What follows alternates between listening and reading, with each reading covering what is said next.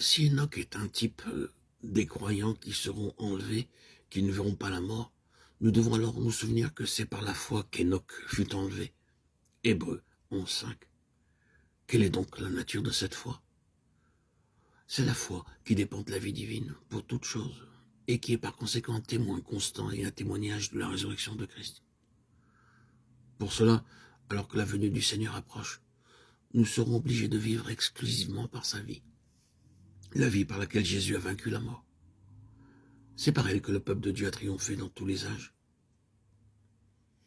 Une étude attentive de l'Ancien Testament révélera que c'était la foi dans la vie de résurrection qui apportait la justification divine, afin d'obtenir une meilleure résurrection. Hébreux 11.35 était le motif qui les a rendus victorieux dans la mort, et donc sur l'autorité de la mort.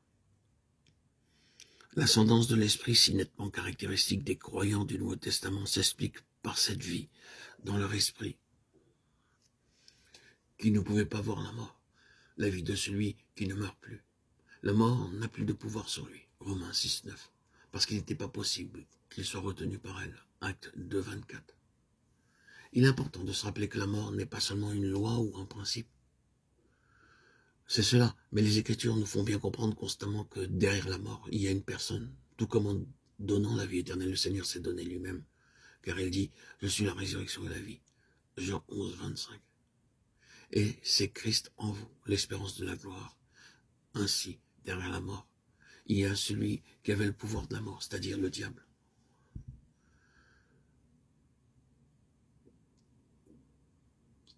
Il est traduit ailleurs, dans la version anglaise, par le Seigneur de la mort. Dans l'Ancien Testament, la grande taille de l'Égypte est montrée comme l'illustration classique de l'exercice du suprême pouvoir divin. Cette bataille n'était pas à l'origine entre l'Éternel d'un côté et Pharaon ou les Égyptiens de l'autre.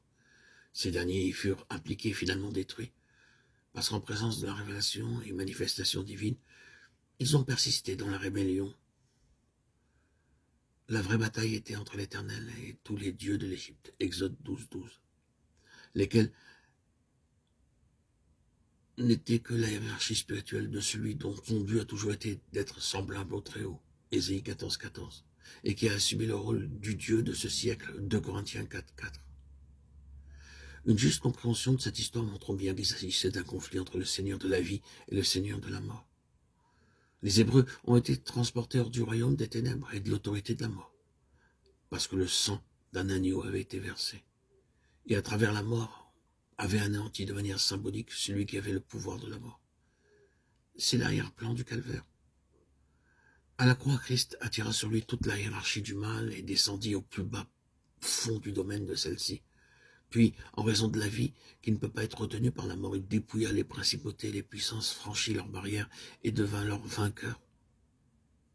Ensuite, à la résurrection, il fut au-dessus de toute domination et autorité. Le premier-né d'entre les morts, le premier, est celui qui embrasse tous ceux qui doivent s'identifier à lui. Le triomphe final de son corps sera l'accomplissement d'Apocalypse 12.11. La victoire sur le système de Satan et son pouvoir, grâce à la vie du Seigneur ressuscité qui demeure en son corps. S'il est vrai que ceci est progressif, c'est donc le pouvoir de Satan en tant que prince de ce monde qui se brise par la vie de Christ, grandissant en nous. Ou pour l'exprimer de manière plus pratique, le pouvoir de Satan peut seulement être détruit alors que nous, à travers la mort, connaissons Christ dans la puissance de sa résurrection et recevons de plus en plus sa vie de résurrection.